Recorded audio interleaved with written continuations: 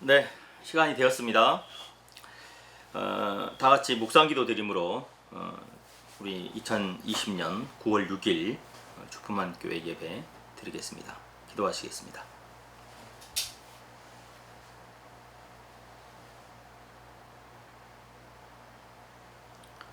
전능하사 천지를 만드신 하나님 아버지를 내가 믿사오며 그 외아들 우리 주 예수 그리스도를 믿사오니 이는 성령으로 잉태하사 동정녀 마리아에게 나시고 본디오 빌라도에게 고난을 받으사 십자가에 못 박혀 죽으시고 장사한 지 사흘 만에 죽은 자 가운데서 다시 살아나시며 하늘에 오르사 전능하신 하나님 우편에 앉아 계시다가 저리로서 산 자와 죽은 자를 심판하러 오시리라. 성령을 믿사오며 거룩한 공회와 성도가 서로 교통하는 것과 죄를 사하여 주시는 것과 몸이 다시 사는 것과 영원히 사는 것을 믿사옵나이다. 아멘. 오늘 들으실 하나님 말씀은 로마서 12장 1절과 2절입니다. 지난주에 우리가 1절밖에 하지 못했죠. 1절과 2절인데요. 우리 다 같이 읽죠. 제가 가지고 있는 성경은 신약 256쪽과 257쪽에 있습니다.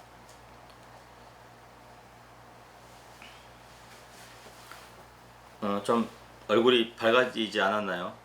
조명을 좀 밝게 만들었습니다. 자, 같이 읽죠. 시작. 그러므로 형제들아 내가 하나님의 모든 자비하심으로 너희를 권하노니 너희 몸을 하나님이 기뻐하시는 거룩한 산 제물로 드리라. 이는 너희가 드릴 영적 예배니라. 너희는 이 세대를 본받지 말고 오직 마음을 새롭게 함으로 변화를 받아 하나님의 선하시고 기뻐하시고 온전하신 뜻이 무엇인지 분별하도록 하라. 아멘. 우리가 지난주에 살폈던 것이요, 거룩한 산제물이 무엇인지 영적 예배라고 번역된 이 단어를 우리가 true worship이라고 이해해야 된다. 진정한 예배다 이해해야 된다라고 말씀을 드렸습니다. 이것을 영적이라고 이야기하니까 참 그 모호한 그 해석이 돼요. 어떤 면에서 모호하냐면 육적, 영적 이렇게 구분을 이분법적 구분을 자꾸 하려고 하거든요. 그 이분법적 구분이 가져다 주는 것은 우리 삶 자체를 그렇게 이분화시키는 그 한계가 있습니다. 그 이분화 시킨다는 것이 의미하는 것은 그런 거예요. 세상과 교회, 세상과 교회 또는 뭐 크리스찬, 넌 크리스찬 또는 뭐 그렇게 보는 거죠. 그래서 뭐 둘이 있는 영이 만나서는 안 되고 만날 수 없는, 교류할 수 없는 그런 걸로 만들어요. 그런 교류 속에서 나오는 것들이 참 많죠. 우리 삶 속에. 그래서 얻어지는 것 분명히 있습니다. 얻어지는 건 뭐 그걸 가지고 구별돼야 된다. 이 카도시라는 단어를 사용하기도 하고요. 영적이라는 단어 때문에 드리는 말씀이에요. 뭐 영성을 이야기를 하게 되고 영적인 이야기를 하게 되고 그렇게 이야기를 해요. 그러면 그 반대도 생각해 보면 참 재밌는 일이 벌어지는데요. 육적 예배에도 있나요? 영적인 것의 반대가 육적인 예배라면요.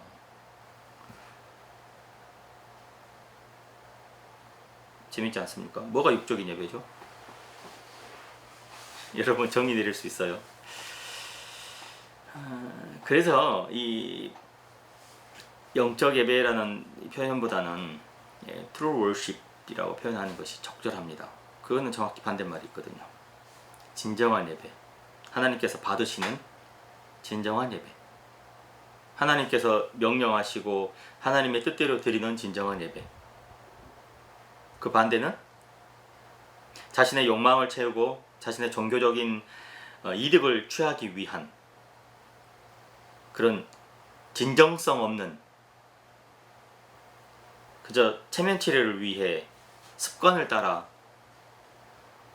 하나님과 상관없이 드리는 예배, 그 반대편에 딱 이렇게 정해지잖아요. 모호하지 않습니다. 그래서 지난주에 드렸던 그 설명들이 그런 것들이었어요. 그것을 true worship, 진정한 예배라고 이해하지 못했을 때 발생될 수 있는 수많은 문제들, 그리고 그러다 보니까 자꾸 그 공허함을 채우기 위해서 예배의 진정성이 빠지고 우리 자신이 산 제물로 드려지지 못하는 그 진정하지 못한 예배, 진정성 없는 예배를 자꾸 드리다 보니까 그게 굉장히 공허해지잖아요. 그 공허함을 메꾸기 위해서 한국 교회가 선택한 방법은 뭐냐면, 제가 좀 비아냥거리는 건 아니에요. 그러나 비아냥거리는 걸로 들릴 거예요. 이 노래 패드를 세우는 거죠. 그리고 그것을 신학적 정당성을 찾아버리는 거예요. 노래 패드를 세웁니다. 돈을 주고.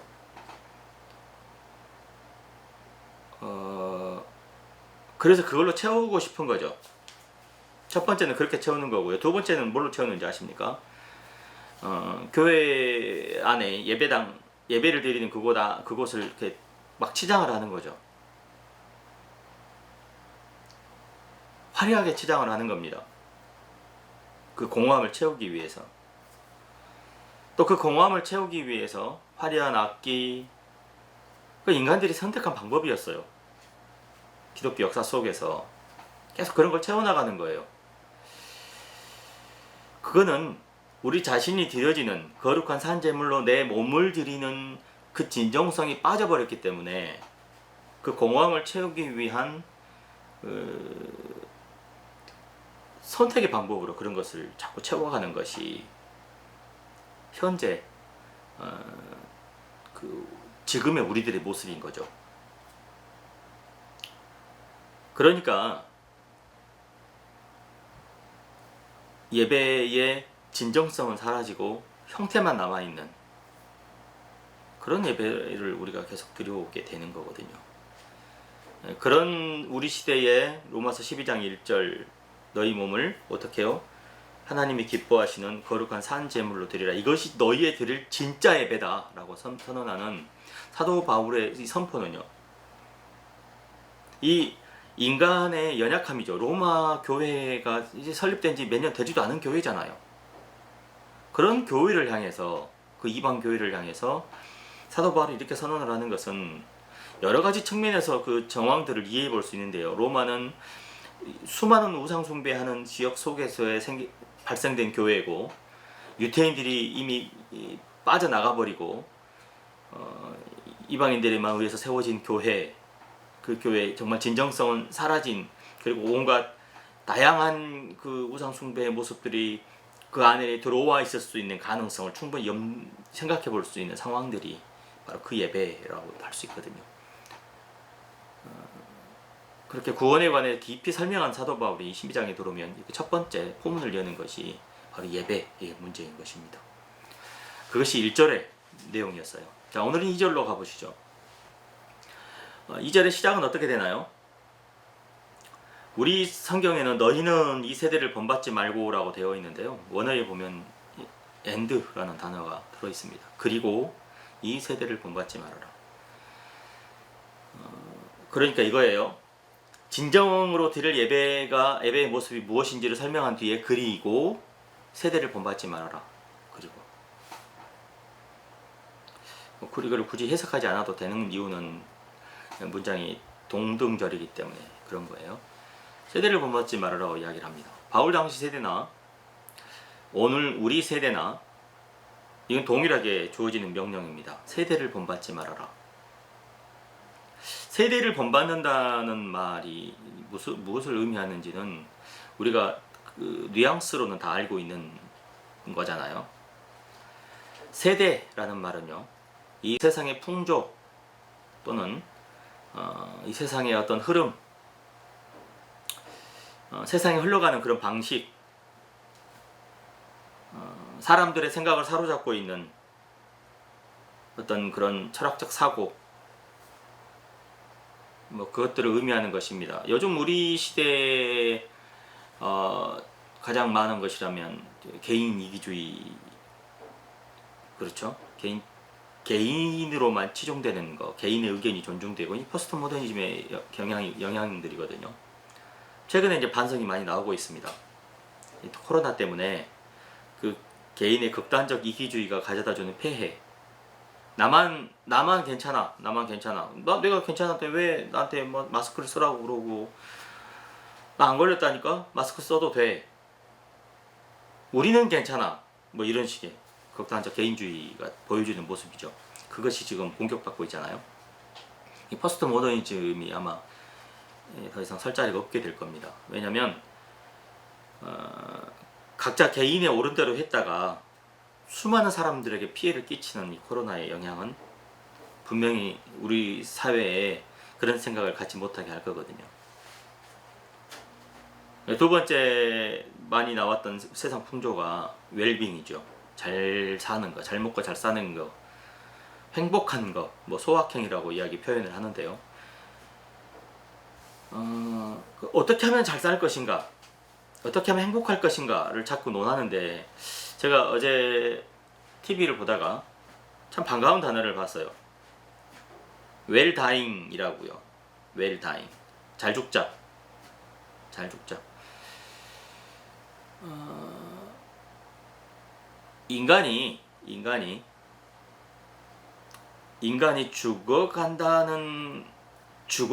죽어가는 죽음을 준비하는 인간이야말로 지혜로운 인간이라고 그러거든요.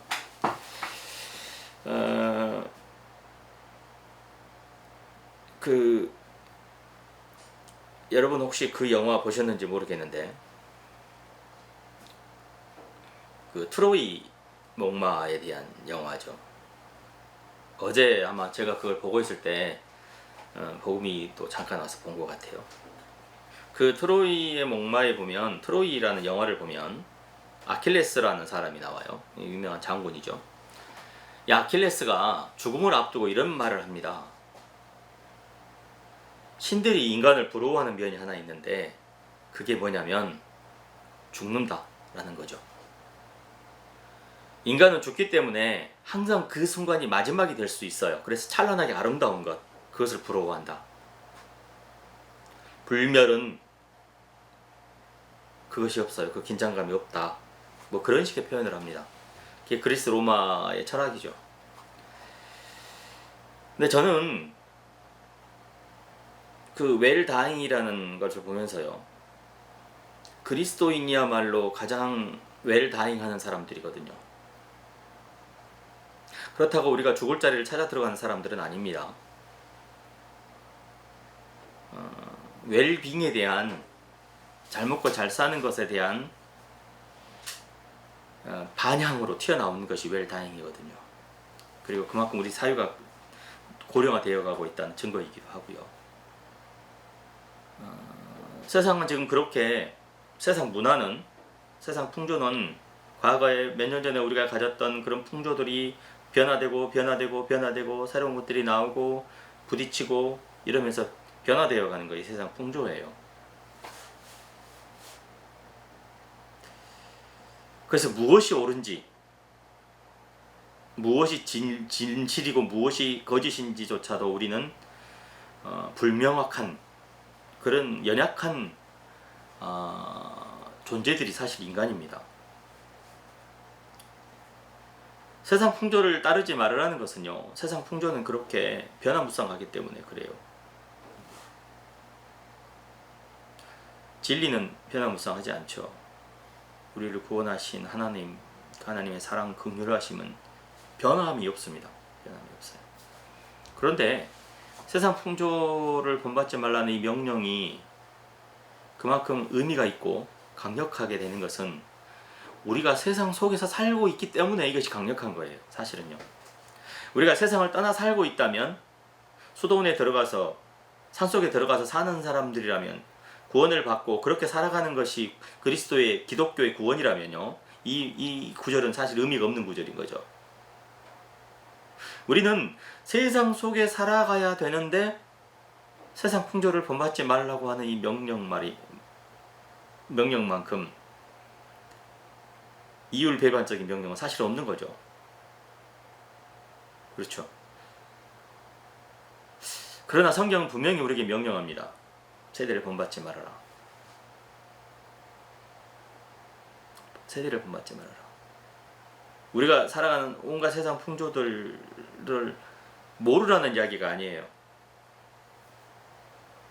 그것을 본받지 말아라는 거예요. 바울 당시 로마의 사회는요, 전쟁도 없고 굉장한 황금기를 누리고 있습니다. 하지만 온갖 우상 숭배와 성적 타락, 가정의 붕괴, 사회적으로 매우 타락한 시기죠.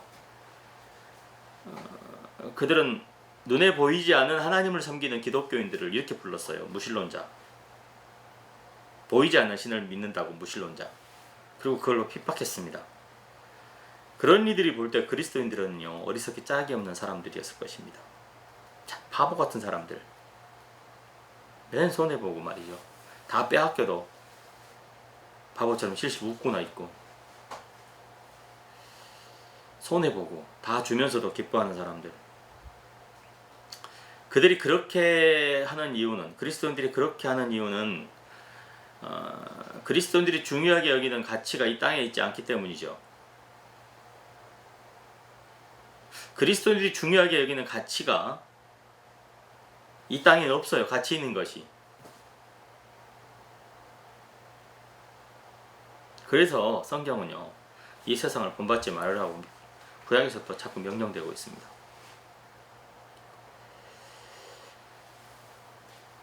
오늘 우리 대한민국, 아니요 전 세계 마찬가지겠죠. 당시 로마 사회와 전혀 다르지 않다고 봅니다. 자기 몸을 마음대로 사용하고 낙태, 유아, 살해 계속 이루어지고 있고, 가정폭력, 이혼율을 요즘 이야기하는 의미가 없죠. 요즘 TV에서도 이혼한 사람들이 나오는 것은 일상의 일이 되었습니다. 과거에는 이혼이 굉장히 부끄러운 일이고, 과거에는 이혼했다 그러면은 평가가 좋지 않았지만, 요즘 드라마를 보세요, TV를 보세요, 이혼한 사람들이 아주 그냥 많습니다. 많아. 그것이 그만큼 우리 사회가 그 이혼율이 이제 높아질 대로 높아졌고, 그것이 일상의 일처럼 치부되고 있다는 것을 보여주는 단적인 예들이거든요. 가정이 파괴되고, 자살률을 이야기하는 것도 더 이상 요즘 우리에게 충격이 아니잖아요. 범죄는 갈수록 악랄해져 가고요. 돈이면 살인까지도 서슴지 세상. 청소년들은 청소년대로 음란, 방탕 미쳐 날뛰고 있죠. 1세기 로마 교회가 처한 상황이 결코 다르지 않았을 것입니다. 그것은 주님이 오시는 그날까지 이 인간의 역사가 지속되는 한 계속 반복되는 상황들이에요. 그렇기 때문에 사도 바울의 오늘 이 명령은 오늘 우리에게도 여전히 유효합니다. 바라건대 우리의 모습 속에, 우리의 생각 속에 그런 세상의 풍조를 그리워하는 부분이 혹시라도 있다면요, 우리는 그 모양이라도 버려야 됩니다. 그런 세상 풍조를 마치 귀한 추억이나 보석처럼 품고 있어야 할 것이라고 여긴다는 것은요, 성경과 반대로 살아가는 거거든요. 그것은 배설물처럼 여기고요, 버려야 돼요. 버려야 되는 것들이에요. 그리고 또 한 가지 명령이 주어집니다. 마음을 새롭게 함으로 변화를 받아라. 그러죠? 너희는 세대를 본받지 말고, 그리고 문장을 읽어보면 이렇죠. 너희는 세대를 본받지 말아라. 그리고 오직 마음을 새롭게 함으로 변화를 받아라. 이 명령이 주어집니다. 여러분, 마음을 새롭게 한다는 것, 세상 풍조를 본받지 않아야 되는 것도 우리의 노력이 필요한 거고요. 마음을 새롭게 하는 것도 지금 명령하고 있잖아요. 마음을 새롭게 하는 것이 사실은 그러면 어떻다는 거예요? 끊임없이 부단히 노력해야 된다는 것을 보여주는 거죠. 명령하고 있다는 것은 그것이 어때요? 저절로 이루어지는 것이 아니에요. 성령 하나님의 역사하심으로 순간 변화된 마음을 가졌지만, 우리가 지속적으로 하나님을 바라보며 성령 하나님의 인도하심을 받고 살아가지 않는다면 우리의 마음은요, 금세 또 부패해버리는 것이 인간의 마음입니다. 여름철 상하기 쉬운 숙주나물보다 더 쉽게 상해요. 그것이 인간의 마음이에요. 바울이 이 새롭게 함으로 변화를 받아라 라는 이 헬라어 시제를 현재어로 사용합니다. 현재어로. 너희는 마음을 새롭게 함으로 변화를 받았어야 돼 라고 하지 않고 변화를 받아야 돼, 지금도 계속 받아야 돼 라고 이야기하는 거죠. 바울이 이 현재 시제를 쓰는 이유, 헬라어에서 이 현재 시제를 쓴다는 것은요, 변화를 위해 부단히 노력할 필요가 있다는 것을 강조하기 위해서 보통 현재 시제를 사용합니다. 또 한 가지 의미를 찾아볼 수 있는 것은, 마음을 새롭게 한다는 것은 어제까지의 마음을 그대로 유지하는 것이 아니라 오늘 새로운 마음을 가져야 된다는 사실이에요. 오늘. 그래서 그런 차원에서 새벽에 예배를 드리고 마음을 새롭게 함으로 새로운 하루를 살기 위해서 아침에 일어나 하나님의 말씀을 묵상하고 기도하는 그 자세는 굉장히 아름다운 자세입니다.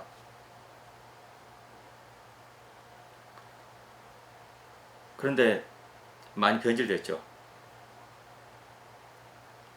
그것이 변화예요, 여러분. 아침마다 새로워지는 것, 그것이 변화입니다. 어디까지요? 그리스도의 장성한 분량에 이르도록 우리는 늘 새롭게 변화를 받아야 돼요. 그런데 이 마음을 새롭게 하는 것, 그것이 곧 변화가 일어나는 방법이라는 거죠. 마음을 새롭게 함으로 변화를 받아라. 변화가 되는 것은요, 그렇게 마음을 새롭게 함으로 일어나는 이제 현상인 거죠. 마음을 새롭게 하지 않는데 무슨 변화가 일어나겠어요? 그리스도인은요, 모든 사고방식을 성령 하나님 안에서 생명의 새로운 것에 따라 조정하지 않으면 안 되는 사람들이에요. 늘 매일매일 새롭게 해가야 돼요. 이런 마음의 재구성은요, 하룻밤 사이에 이루어지는 것이 결코 아닙니다. 우리의 사고방식이 하나님께서 우리에게 바라시는 방식에 갈수록 더 많이 닮아져가는 평생의 과정이에요. 마음을 새롭게 한다는 것은요, 여러분 평생 가야 되는 거예요. 평생. 그러니까 제가 바라는 것은 그런 거죠. 그렇게 마음을 새롭게 해온 사람, 그리스도인으로서 살아가면서 늘 마음을 새롭게 해온 사람은요, 어때요? 처음 신앙생활을 시작했을 때보다 이 신앙생활의 연조가 깊어지면 깊어질수록 더 마음이 새로워진 사람이어야 되는 거죠. 이해가 되신가요? 이 구조 속에서 보면 늘 마음을 새롭게 하는 사람이기 때문에, 성령 하나님의 인도하심을 받고 늘 자기 마음을 새롭게 하기 때문에 그만큼 변화의 폭이 큰 사람인 거죠. 이제 막 신앙생활을 하는 사람, 열정이 있고 그 열정을 가지고 막 뭔가 새로운 것들을 막 만들고 새로운 것들을 시도해보는 사람이라면, 신앙의 연륜이 깊은 사람은 어떤 사람이에요? 그것이 굉장히 커져있는 사람이죠. 그 뜨거운 열정과 늘 마음을 새롭게 함으로 변화를 받고 있기 때문에, 그렇게 처음 시작한 신앙생활을 하는 사람들이 보았을 때는요, 엄청나게 큰 변화 속에서 살아있는 사람인 거죠. 그게 그리스도인의 모습이거든요. 나이가 들어가면 들어갈수록 더 새로워지고, 성경적으로 표현하면 더 어린아이 같아지고, 더 순수해지고, 더 예수 그리스도를 닮아있고. 여러분, 이 사람이 그리스도인이에요. 나이가 들어가지고 나 닮았건 다 했어, 나도 이제 존경 받아야 돼, 이런 사람이 아니고, 완고한 사람, 그런 사람이 아니고, 그리스도인이 나이가 들어가면 그만큼 마음이 새롭게 됨으로 변화를 받은 사람이에요.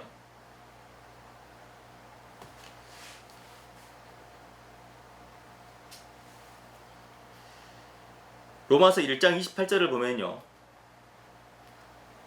로마서 1장 28절이에요. 바울은 사람들이 하나님을 거부했기 때문에 하나님께서 저희를 그 상실한 마음대로 내버려 두셨다. 그렇게 기록하고 있습니다. 그 상실한 마음대로라는 것은 이런 말이에요. 하나님과 하나님께서 지으신 세계를 그 하나님의 관점으로 바라보는 것이 아니라 그것을 합당하게 여기지 않아요. 그 불편하게 생각하고요. 좋지 않은 걸로 바라보게 되는 거죠. 그 상실한 마음대로 두었다는 것은요. 그런데 이제 마음을 새롭게 함으로 변화가 된다는 것은요. 무엇을 의미해요? 마음을 새롭게 함으로 변화를 받아 하나님의 선하시고 기뻐하시고 온전하신 뜻이 무엇인지 분별하는 사람이 된다는 거예요. 그러니까 마음을 새롭게 함으로 변화를 받은 사람은 하나님의 온전한 뜻을 분별하고 그것을 이해하는 사람이라는 거예요. 하나님께서 우리에게 바라시는 것을 이해하고 그것을 실천할 목적으로 알고 동의하고 그걸 행하는 사람. 바울이 여기서 하나님의 뜻을 그렇게 표현하는 것 같죠. 그분의 도덕적인 방향을 의미한다고 표현하는 것 같아요. 그러니까 그걸 기술하는 방식에서요. 즉 이 뜻이란 건 뭐냐면 선하시고 하나님께서 기뻐하시고 온전한 뭐 이런 것이라고 표현하고 있어요. 그 하나님의 뜻 선하시고 기뻐하시고 온전하다. 굉장히 도덕적인 표현입니다. 그걸 분별한다는 거예요. 바울이 선언하는 하나님의 뜻은요. 뭐 다른 것을 이야기하는 게 아니에요. 산속에서 기도해가지고 얻어지는 건 그 뜻이 아니에요. 예수 그리스도에 의해서 가르쳐지고 선포되고 보여진 그 삶. 그리고 예수님에 의해 임명된 대리인들인 이 사도들에 의해서 확대되고 설명된 법, 곧 성경이죠. 하나님의 온전하시고 기뻐하시고 선하신 뜻은 바로 성경, 하나님 말씀이 이루어지는 거예요.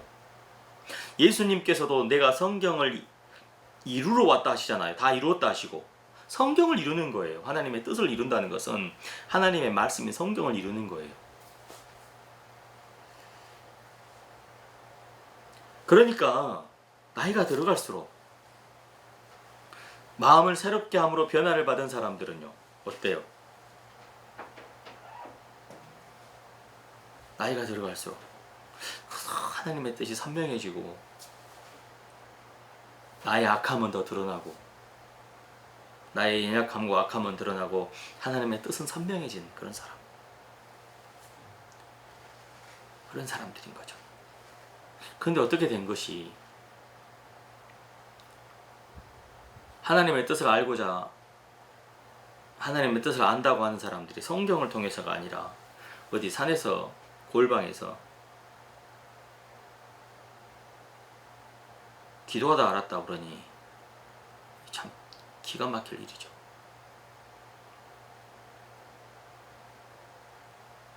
그것도 아니라면요, 용한 잠쟁이 같은 목사나 전도사를 찾아가서 하나님의 뜻을 구합니다. 제가 왜 이런 걸 개탄스럽게 여기냐면요, 한탄하면서 개탄스럽게 여기냐면 사무엘서에 사울이 꼭 그런 짓을 보이거든요. 사무엘이 죽은 뒤에 사울이 답답한 심정에 누구를 찾아가냐면 점쟁이를 찾아가요. 점쟁이를 찾아가서 물어봅니다. 그 욕망에 눈이 멀어있기 때문에 행하는 짓이에요. 그런데 오늘날 우리 세대는요, 아무렇지도 않게 그런 일을 행하는 거예요. 아무렇지도 않게. 그리고 안타깝게도요, 우리는 이미 우리를 향한 하나님의 뜻을 상당히 알아요. 성경을 통해서 상당히 알고 있어요. 하지만 그것을 실천할 마음이 없어. 하나님의 뜻은 알지만 하나님의 뜻을 실천한 마음이 없어요. 불순종하는 거죠. 그렇기 때문에 불순종하기 위한 조건을 찾기 위해서 그런 것들을 찾아다닌다는 참 악한 우리의 모습만 남아있는 거예요. 여러분, 하나님의 뜻을 다 알고 계시죠? 최소한 우리가 살아가는 데 필요한 하나님의 말씀들 우리는 다 알고 있습니다. 여러분 다 교육 받으셨어요. 그러나 그럼에도 불구하고 우리는 늘 새로워지기 위해서 세대를 본받지 말아야 되고, 하나님의 선하시고 기뻐하시고 온전하신 뜻이 무엇인지 알기 위해 늘 하나님의 말씀을 가까이 하며 성령 하나님의 도우심을 구하면서, 그렇게 나이가 들어갈수록 신앙생활을 5년 했습니다, 10년 했습니다, 이게 의미하는 게 이런 거여야 돼요. 내가 주님과 그만큼 더 가까이 가 있습니다 라고 말하는 것이 되어야 돼요. 그렇게 말하는 사람은 나는 악한 사람입니다 라고 밖에 말할 수 없는 거예요. 왜냐하면 주님과 가까이 갈수록 나의 악함만 드러나는 거잖아요. 그게 온전한 표현들이 되는 거죠. 어떤 성자가요, 예화에 나와 있는 이야기인데, 제자들을 불러놓고 물었다고 합니다. 그대들은 밤의 어둠이 지나고 새날이 밝아오는 것을 어떻게 아는고? 이렇게 물어봤대요. 그러니까 밤의 어둠이 지나고 새날이 밝아온 것을 어떻게 아는가? 제자 중에 하나가 이렇게 대답했습니다. 해가 떠오르는, 그렇죠, 아침에 해가 딱 떠오르면서 동창이 밝아오는 것을 보면 새날이 온 것을 알 수 있습니다. 맞잖아요. 해가 뜨면 새날이 시작되는 것이니까. 그러니까 스승이 아니다, 그것은 아니다, 이렇게 대답했대요. 그러니까 다른 제자가 좀 더 나가보자, 그리고 창문을 열어보고 사물이 그 형체를 드러내어 나무도 보이고 꽃도 보이기 시작하면 새날이 밝아온 것입니다, 이렇게 이야기했어요. 그러니까 스승이 그것도 아니다, 그것도 새날이 아니다. 제자들이 이런 말 저런 말 다 했지만 다 아니라고 그러니까 제자들이 이제 이렇게 묻습니다, 스승에게. 그러면 스승님께서는 밤이 가고 새날이 밝아온 것을 무엇으로 아십니까? 이렇게 되물었어요. 그러니까 스승이 이렇게 이야기를 해요. 너희가 눈을 뜨고 밖을 내다보았을 때 지나가는 모든 사람들이 네 형제로 보이면 그때가 비로소 새날이 밝아온 것이다. 이 그리스도인 스승이거든요. 눈을 뜨고 밖을 내다보았을 때 지나가는 모든 사람들이 형제로 보여. 그때가 새날이라는 거죠. 마음을 새롭게 함으로 변화를 받는다는 것, 세상을 하나님께서 창조하신 그 눈으로 바라본다는 것, 모든 사람들에게 필요한 것은 복음이고, 나라도 민족도 피부색도 더 이상 의미 없이 모든 사람들이 형제로 보이는 하나님의 자녀로, 돌아와야 될 하나님의 자녀로 보이는 사람. 그래서 그들을 향한 하나님의 사랑을 그들에게 증거하고 그들에게 복음을 전하기 위해 그렇게 생각이 눈이 바뀌어 있는 사람. 이게 마음을 새롭게 함으로 변화를 받아 세상을 바라보는 사람일 수밖에 없거든요. 그러니까 제가요, 그리스도인만큼 혁명적인 사람은 없다, 그렇게 말씀드릴 수 있는 것입니다. 여러분, 마음의 변화는요, 우리 삶에 지대한 영향을 미칩니다. 굉장히 큰 영향을 미칩니다. 저와 여러분의 삶에, 가정에, 여러분이 하고 있는 그 일에, 사업에, 교우관계, 우리의 오락에, 청년들에게는 결혼에, 어떤 배우자를 만나게 될 것인가, 그런 문제를 가지고 심각하게 고민하지는 않습니다. 생각이 좀 바뀌어버린 사람들이 그리스도인이기 때문에 그래요. 그리고 이 마음의 변화는 우리의 생각을 바꾸고 삶을 바꾸게 되면서 하나님께 한 걸음씩 나아가는 그것이 하나님을 모르는 사람들이 보았을 때는 굉장히 힘들고 어렵고 고난의 길이라는 것처럼 보이지만 막상 그 길을 걷는 그리스도인은 그 길만큼 기쁘고 감사한 일이 없어요. 제가 이 로마서 고린도전서를 설교하면서요, 사도 바울이 고백한 그런 그 내용들을 읽어보면 사도 바울처럼 고생한 사람 사실 없거든요. 여러분, 길의 위험, 강도의 위험, 뭐 죽음의 고비, 배를 맞아가면서 거의 죽었다 깨어난 사람이잖아요. 그렇게 고생을 했는데 사도 바울이 고백한 것은 이런 거예요. 나 같은 것이 하나님의 그 위대한 사역에 동참하고 있다는 그것이 내 최고의 상급이고 그것이 내 최고의 기쁨이다 라고 이야기를 하잖아요.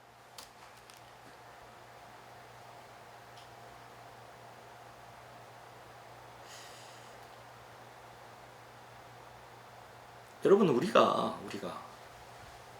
하나님을 향해 한 걸음씩 나아가는 그것,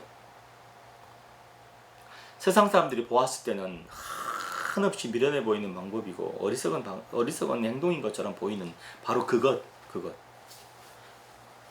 그 일이 우리에게는 힘들고 어려운 일이 아니라 감사와 찬양이라면,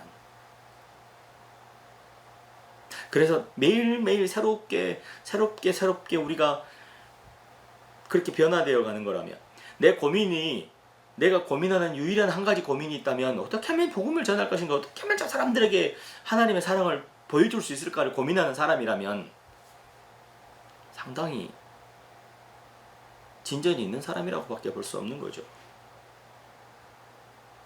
그 안에 성령 하나님이 역사하시는 것이고,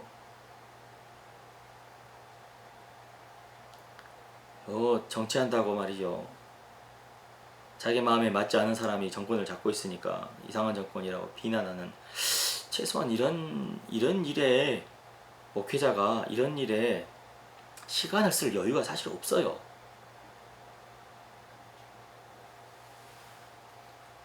하나님의 놀라운 사랑을 전하기만도 바빠요, 사실은요. 죄는 모양이라도 버리고요, 죄는 멀리하는 거예요. 진리와 의와 하나님의 나라를 사모하고요, 하루하루를 하나님의 사랑 안에서 그분과 교제하며 그렇게 살아가게 되는 거예요. 그냥 그 삶 자체가 아름다운 기도이고 아름다운 모습이에요. 이 그리스도인이 변화를 받아버린 거예요. 변화된 그리스도인의 삶의 모습입니다. 코로나가, 어려운 경제적 상황이 우리를 너무 힘들게 하고 있습니다. 우리의 믿음으로는 돈이 우리를 지배하지 못한다고 늘 나는 하나님 사랑한다고 늘 기도하지만, 사실 부족한 돈 때문에 불확실한 미래가 우리의 삶을 고달프게 하죠. 불확실한 미래가. 그래서 그걸 좀 더 확실하게 하고 싶어서 지금 그렇게 몸부림치고 살아가고 있는 거잖아요. 근데 그거 아세요? 죽을 때까지 우리의 미래가 불확실하다는 사실. 내일 죽을지도 몰라. 죽을 때까지 불확실해요. 여러분, 이쯤 되면 내일 확실하겠지, 착각이에요. 성경이 이야기하잖아요. 농사 지어놓고 창고를 크게 지어서 거기다 다 저장해놓고 내 영혼아 이제 만족해라라고 말할 때 그날 저녁에 하나님께서 데려가시면 그걸로 끝이잖아요. 그것이 우리를 안정되게 하는 게 아닙니다. 그것이.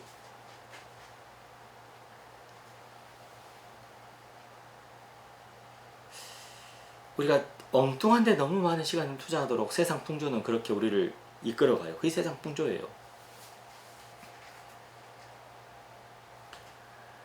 그런 세상 풍조를 따르지 말고요, 하나님께서 우리에게 원하시고 하나님이 기뻐하시고 온전하신 뜻이 무엇인지를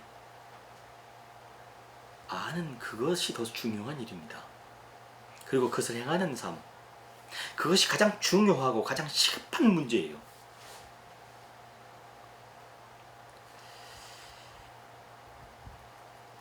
바울이 마음을 새롭게 함으로 변화를 받으라고 명령한 것은요, 신자가 마음을 새롭게 함으로 변화를 받을 때라야 비로소 하나님의 선하시고 기뻐하시고 온전하신 뜻이 무엇인지를 알 수 있기 때문에 그런 거예요. 진정한 의미의 그리스도인의 생활은요, 바로 이 하나님의 뜻을 아는 것에서부터 출발합니다. 그리고 그 하나님의 뜻은요, 바로 하나님의 성품을 그대로 반영해주고 있습니다. 하나님께서 거룩하시고 선하시며 의롭고 온전한 분이시듯이 성도들도, 신자들도 그렇게 하나님의 뜻을 분별하고 하나님의 뜻을 따라 거룩하고 선하고 의롭고 온전하게 살아가지는 거죠. 우리의 삶 속에서 그렇지 못한 부분이 있다면 우리는 그걸 버려야 됩니다. 버려야 돼요. 우리가 하는 일들 속에서 하나님의 성품과 다른 것이 있다면요, 우리는 그 일을 중단해야 됩니다. 하지 말아야 돼요. 오늘 내가 하고자 하는 일이 하나님의 성품과 다르다면요, 우리는 그 일을 즉시 내려놔야 돼요. 그것이 명령이에요. 본받지 말으라고요. 불의하거나 부정한 일에 여러분 동참하지 마십시오. 그 일은 하나님의 선한 뜻이 아닙니다. 추악하며 탐욕스러운 일은 멀리 하십시오. 그 일은 하나님이 기뻐하신 뜻이 아닙니다. 서로 분쟁하는 소리와 남을 헐뜯는 말이 들리십니까? 여러분의 귀를 막고 돌아서십시오. 한 귀로 듣고 한 귀로 흘리십시오. 그런 말과 행동은요, 하나님의 온전한 뜻이 아닙니다. 비방, 음란, 교만, 악을 도모하는 것, 부모를 거역하는 마음과 사랑하지 않는 마음, 미움이 가득함, 시기함 또한 하나님의 뜻이 아닙니다. 하나님의 뜻은 선한 것입니다. 기뻐하는 것이고 온전한 것입니다. 우리는 하늘에 계신 우리 아버지 하나님이 온전하신 것처럼 우리 또한 온전해야 됩니다. 이것이 하나님의 거룩한 뜻입니다. 우리가 지금은 완전하지 않습니다. 그렇기 때문에 계속 진행해 가는 것이죠. 그러나 그 진행은요, 이미 그리스도 안에서 완성되었습니다. 우리는 그 과정 중에 있습니다. 때때로 우리의 불완전함과 우리의 원래 그 추악한 그 모습들이 드러날 때 참 우리는 힘듭니다. 하지만 그럴수록 더 하나님의 뜻을 바라보고 한 걸음 더 나아가야 되는 막중한 책임이 우리에게 있는 거예요. 교회 옥상에 가끔씩 이 호랑나비가 날아옵니다. 호랑나비가 날아오는 이유는 지 자태를 뽐내기 위해서가 아니라 알을 낳기 위해서 옵니다. 과거에는 몰랐는데 호랑나비가 탱자나무나 그런 종류의 나무에 이 알을 낳더라고요. 그런데 지금 도심에서는 탱자나무 볼 수가 없잖아요. 그런 종류의 나무를 볼 수가 없어요. 귤나무 종류의 나무를. 그러니까 저희 옥상에 제가 키우는 그 귤나무 종류가 있습니다. 거기다 이 호랑나비가 알을 낳고 가요. 그래서 그 알이 부화를 하면 어떤 일이 벌어질까요? 그 이파리를 다 갉아먹어 버리죠. 그런데 그 벌레가 금방 자라요. 그리고 만지기 참 그 두려운 모습으로 벌레가 있어요. 그런데 그 애벌레를 좋아하는 사람 별로 많지 않습니다. 이 애벌레가 둥지를 들고 꼬치를 만들고 거기서 부화하면요, 사람들이 보기 좋아하는 나비가 되는 거죠. 우리 그리스도인의 삶도 그런 것입니다. 지금은 애벌레 같고 아직은 부족해요. 그렇지만 그 안에는 이미 나비의 모습이 갖춰져 있는 거죠. 마음을 새롭게 함으로 변화를 받는다는 것은요, 마치 그런 과정과도 유사합니다. 여러분, 그런 찬란하게 세상을 변화시키는 사람으로 능력 있는 그리스도인을 꿈꾸시면서 그렇게 한 걸음씩 포기하지 말고 그 옳은 길을 걸어가십시오. 예수님께서 걸으셨던 그 옳은 길 따라 걸으십시오. 우리 함께 갑시다. 함께. 바울이 로마 교회를 향해 예수 그리스도를 믿음으로 구원받은 성도들에게 복음이 요청하는 삶을 지금 1절 2절을 통해 권면하고 있습니다. 이 권면이 음란하고 혼란한 시대를 살았던 이 로마의 그리스도인들에게 유효하였던 것처럼 오늘 우리에게도 동일하게 유효합니다. 우리는 우리의 삶의 전 영역에서 하나님이 기뻐하시는 거룩한 산제사를 드려야 될 책임이, 의무가, 요청이 있습니다. 그것이 우리의 드릴 온전한 예배며 합당한 예배이기 때문에 그렇습니다. 또한 우리는 이 세상을 본받지 말고 어떻게 해요? 마음을 새롭게 함으로 변화를 받아 하나님의 뜻을 분별하고 그 하나님의 뜻을 우리의 삶으로 살아내야 될 책임이 우리에게 있습니다. 이것을 우리가 성화라고 부르죠. 우리를 구원하시고 그 즉시 저 하늘나라로 우리를 데려가지 않으시고 이 땅에 두신 하나님의 뜻은 우리가 그렇게 이 땅에서 하나님의 성품을 드러내면서 그리스도를 증거하기를 원하시기 때문에 그렇습니다. 이번 한 주 이런 그리스도인으로 살아가기를 위한 새로운 다짐이 여러분에게 있기를 소망합니다. 저와 여러분, 우리의 몸을 하나님께서 기뻐하시는 거룩한 산제물로 드립시다. 그것이 우리의 드릴 온전한 예배입니다. 저는 그것을 믿기 때문에 이렇게 SNS로 예배를 드리고 있고, 여러분을 만날 수 없는 상황이라 할지라도, 아니 과거에 우리가 그렇게 막 함께 모여 예배하던 그 모습이 지금 오늘 우리에게 없을지라도 단언컨대 열정이 사그라들지 않은 이유는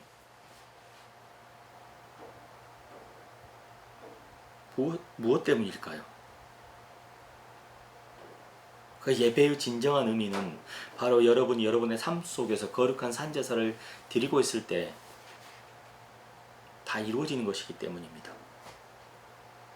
그리고 오늘 모여 예배하는 것은 다시 한번 하나님의 말씀을 들으며 내 위치를 점검해보고 내 자신을 돌아보며 내가 혹시 또 하나님의 말씀에 어긋나게 살아가고 있는 건 없는지 돌이켜보기 위한 그런 모임이며 우리 서로를 격려하고 위로하는 것이기 때문에 모이는 거예요. 하지만 여러분의 삶이 전인적으로 하나님께 산제물이 드려지고 있다면 여러분 충분한 예배자로 서 있는 것입니다. 매일매일을 예배자로 살아가십시오. 매일매일을 하나님이 기뻐하신 거룩한 산제물로 하나님께 드리십시오. 어떤 상황 속에서 누구를 만나든지 누구와 함께 있든지 여러분 자신이 거룩한 산제물이라는 사실을 기억하시고 세상 풍조를 본받지 말고 마음을 새롭게 함으로 변화를 받아 하나님의 온전하시고 기뻐하시고 선하신 뜻이 무엇인지를 깨달아 알며 그것을 행하는 위대한 하나님의 사람으로 한 주간을 살아가시기를 바랍니다. 기도하겠습니다. 거룩하신 하나님 아버지, 로마서 12장 1절 2절 말씀을 우리가 듣습니다. 무엇이 온전한 예배인지, 우리가 어떻게 살아가야 되는지 다시 한번 생각해 봅니다.